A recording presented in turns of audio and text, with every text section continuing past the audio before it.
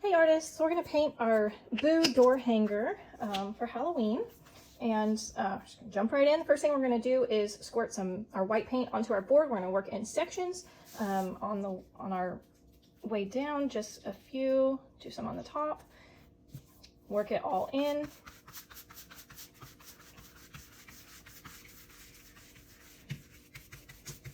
On your edges, you want to go from the inside out, just so that you don't get like gloppy paint on your edges.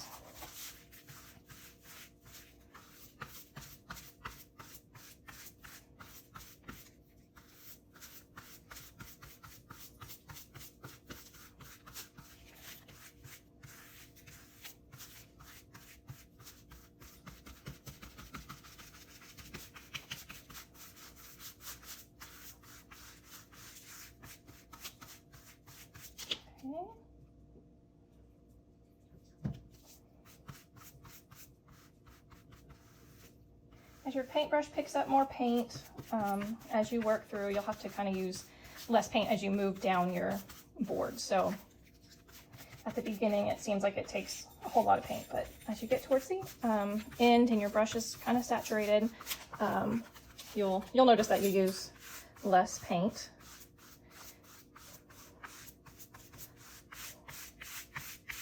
Okay, go ahead and move down to the next section.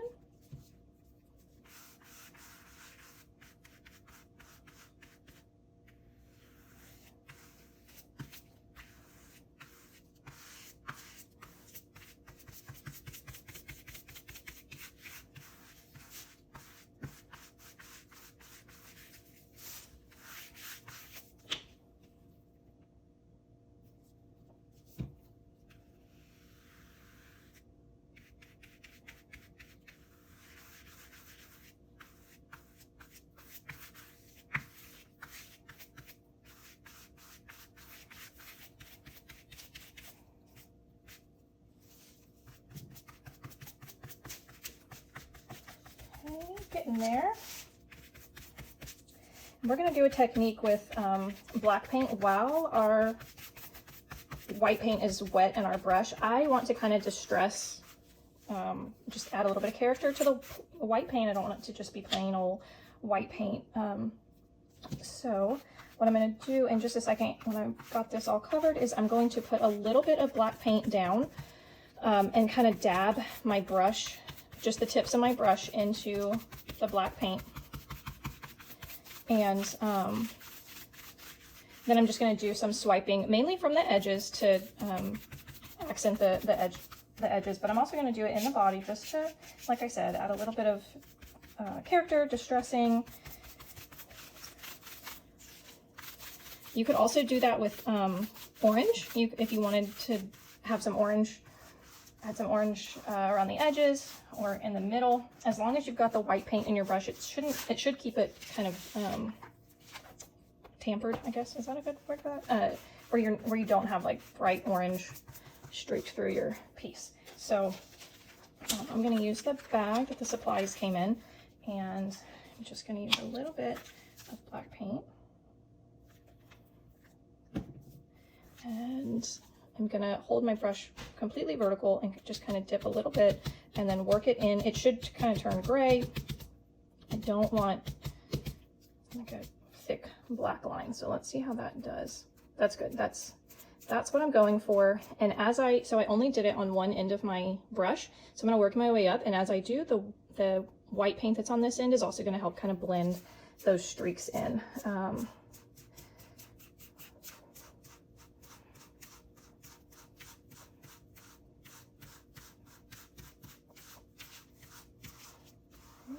Do a few all the way across. And when I go back in for more paint, I'm going to try first to go back in where it kind of turned gray instead of hitting that dark, the pure black again. And do the same thing. So I flipped over my brush. So again, I'm working my way up, and the black is on the top and the white is there on the bottom. So it's kind of helping to blend that in. Okay, do it one more time.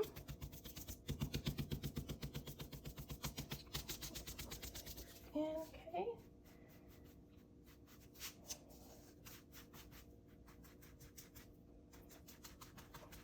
kind of like right there on the edge how I got it a little bit darker. So I did that a little bit darker. I'm gonna work my way back up with the white end. And so now I've got a really nice kind of border, and I'm just gonna keep working it in a little bit more so that it kind of fades into the center of my ghost. Use that paintbrush at the end if we see some places that we could use some additional accenting.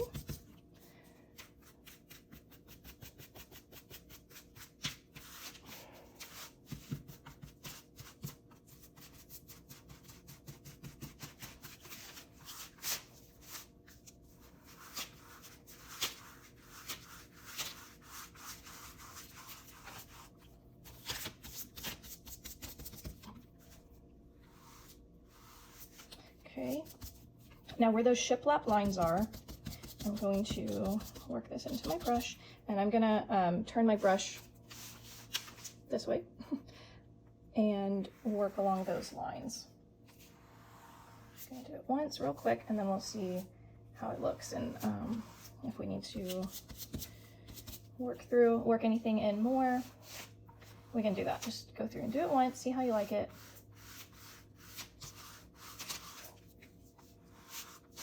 I would mention you can, if you're not a fan of the shiplap look and you want a crisp, clean white, paint the back where it doesn't have the shiplap on it. That is perfectly fine. Okay, so I'm happy with this. I'm gonna set it aside, and we're gonna move on to our face, the face pieces, the mouth, the words, and the eyes. So you had the option this month to do a feminine ghost or just your standard ghost. All right, so since I already have the black paint squirted out, I'm gonna go ahead and start with that.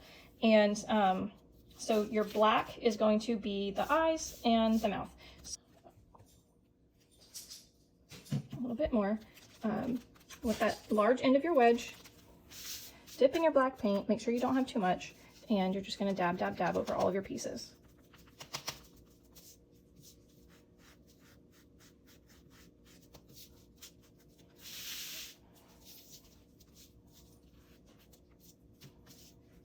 And I'm going to paint all of these so that you can see what the eyelashes versus just the normal eyes would look like. But if you're not going to do both, don't paint both of them. Also, if you wanted to have it double-sided with one side, just the normal ghost, and then the back side with the eyelashes and the cheeks, either way you wanted to do it, you could use the pieces before you glue them down, obviously, and tape them to the back side, and then just trace it. And you'd kind of have to freehand, so it'd be a little bit of an experiment for you. But once you traced those on after you painted your background white, you could just see how it goes and have a double-sided hanger. If you do that, you also can make it where your bow transfers from one side of your hanger to the other. When you tie your bow in, you're going to go through the front on one side and through the back on the other.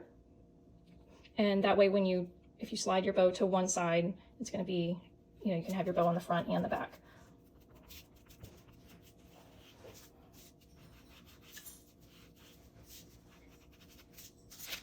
Okay, one more here. Right, and then moving on to the orange.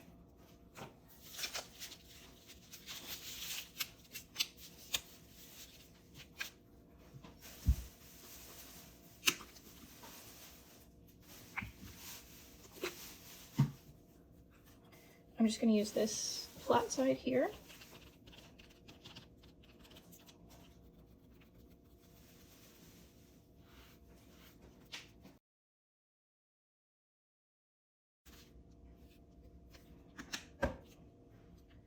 Okay, so I've got the pink now for the cheeks.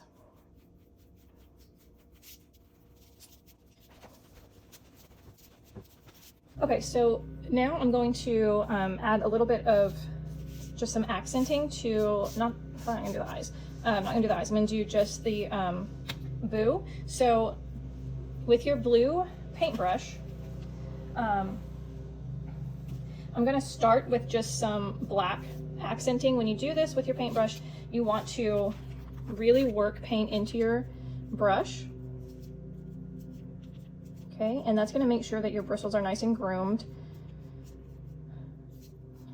Not that you want a lot of paint in your brush, but you do want it to be worked in so that you, it's predictable. What you don't want is, like, when you first start doing it, it runs out of paint a lot faster. It's just gonna help you kind of gauge how to do your pieces when you make sure it's totally saturated. Okay, so I'm going to just quick motions.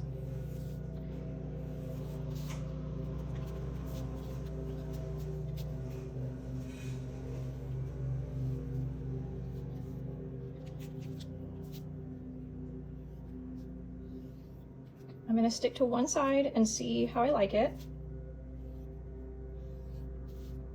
Okay, so I'm just fast swiping motions, working the paint in each time so that I know kind of how long that is gonna, how long my paint is gonna stay in my brush.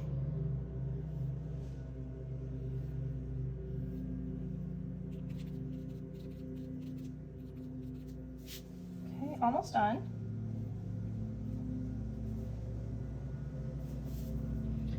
And I'm gonna do just a little bit more in a few places. This is completely optional. I think the sign looks great without doing any of this. So if this makes you nervous, you don't have to do that. But that said, you can also flip this over and just practice on the back side, and see if you like how it looks, or just to get the hang of it before you do it on the front side.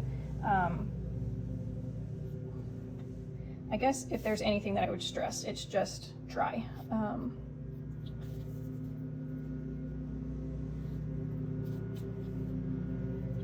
Okay, I really like it. I think that looks really cute. The other thing that I want to do is just a little bit of texturizing on these cheeks. So I'm actually going to use white on them, so you can kind of get the black paint out of your brush as best you can. You could use a wedge to do the technique that we've talked about in the past. Let's see if I have another wedge. Where you work white paint into your wedge, and then you can kind of swipe around the edges and then over the top to give a little bit of a distressing look. But I'm going to just use my paintbrush, I think.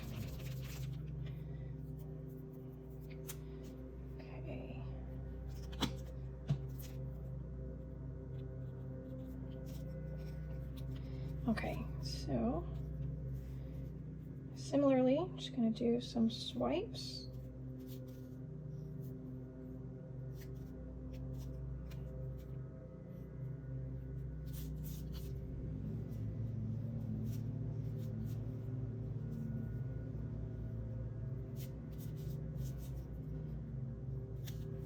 Okay, and then I'm trying to decide if I want to I'm gonna do this just so that y'all can see that it's an option. I'm using the side that I used for pink, and I'm just gonna kind of work that in, kind of shade it in a little bit so it's not such a bright white against that pink.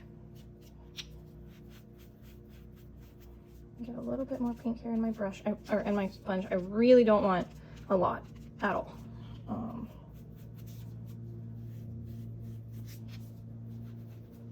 I'm just softening those lines a little bit.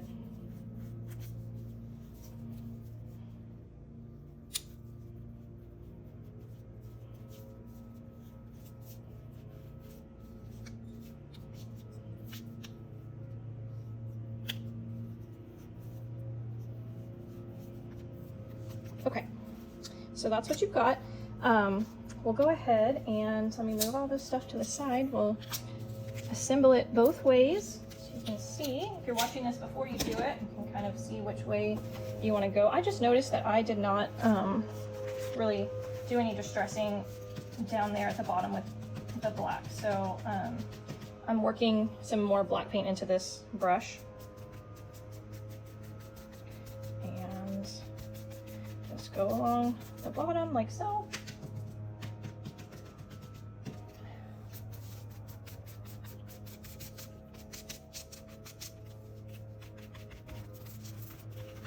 Okay. All right.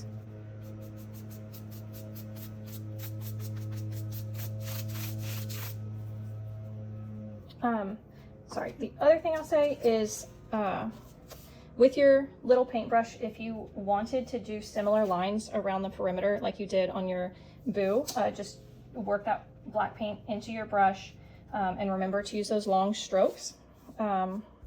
Debating if I want to do this or not. I think I'm going to, just so that you guys can see what it looks like. I don't like offering an option and just being like, try it out, see how it goes. So we'll just go ahead and do it.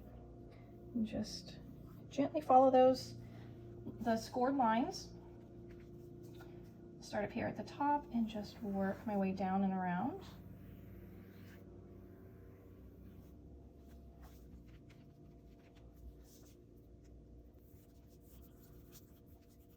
Okay. Again, it is not perfect, but that's the beauty of something handmade. I don't want, if I wanted something perfect, I would go and buy something mass-produced. These little, what some people would call imperfections, are what give your pieces a handmade look. They give it character. So please don't ever feel like, oh, I messed up, because the nice thing about paint, you can always paint over something. You can always start over, you know, just cover it with paint, start over. You can blend it in. There's just no reason to ever feel like you messed up. Just, if that is part of your vocabulary, take it out, change it to, you know, oh, what can I do about that?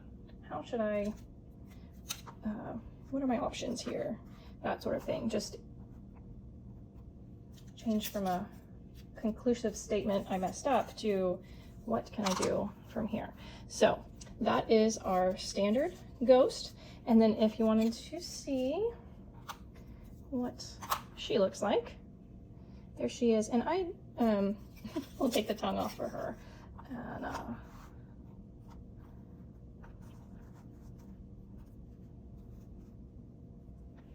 there we go. That's our feminine ghost. All right, so you'll have to decide. You will put down your E6000 glue first, just a strip around, you know, your pieces, kind of along the perimeter, the edges, and then we use a glue clamp. So this is, you're going to use your super glue as your glue clamp. And what that means is the super glue is going to hold your pieces in place while your E6000 dries. So you're going to do your E6000 first. Don't mix these together, but then just in places where you don't have E6000, go ahead and put, I like to use dabs of super glue. I still will use some sort of weight on top to make sure that the pieces don't shift or anything like that. You can use water bottles, you can use, I mean, literally anything you can grab right around, just a little bit. It doesn't have to be, you don't have to put books, it doesn't have to be heavy. It just needs a little bit so that nothing shifts and moves around. One thing I will say, I like using the shiplap background because you're gonna have kind of guidelines to make sure that your stuff isn't crooked. So last but not least, let's do our bow here. All right, so for your bow this month, start with your black piece on the bottom. You can, I mean, you can change this around if you want.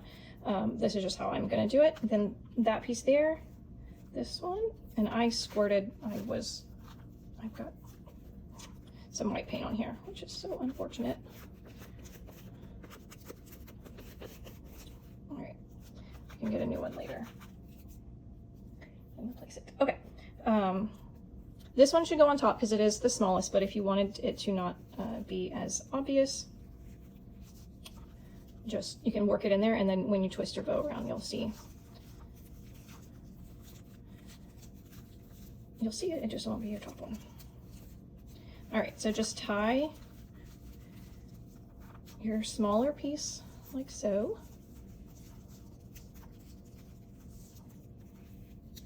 I do this every month, you guys. Okay, hold on. I'm just gonna edit this out. All right. Starting over. take your twine that came in your kit and you want to tie 2 ends of it together, just like so. So put your ends together and just do a little knot at the very end. Okay, and then with your sign, you want to weave it through the front. So weave that side in and then weave this side in. Now, if you're doing it double-sided, this is what I was saying. You're going to pull these through and then tie them like this, and then your bow will be able to move from here back to that side. But don't do it. Sorry, you can do it kind of like that. Your bow will cover up that center. Anyway, we'll go ahead and do it normal. All right, so put both ends through the front, and then you want to. Okay.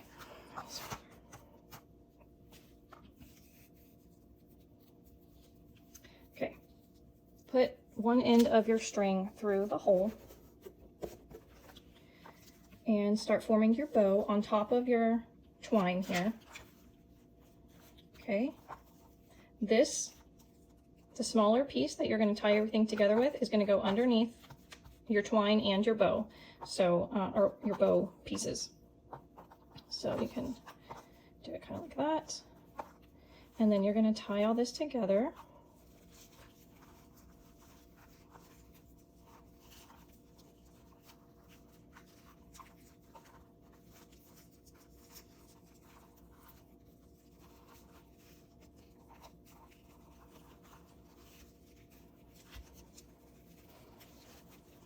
I'm going to try to work that to the front. All right, and then just fluff your bow however you like. You can do this at the end too, once you kind of see how everything is going to hang.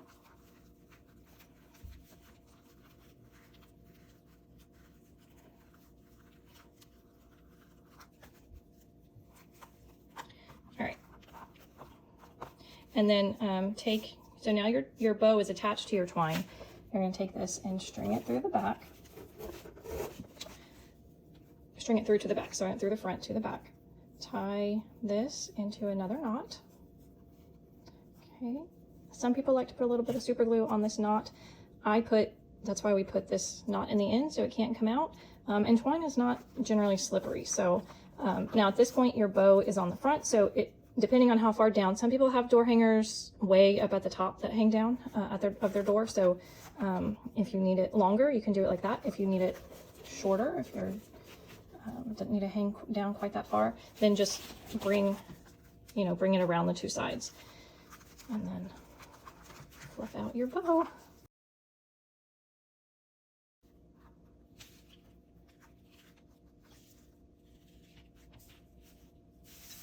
And there you go. Happy painting!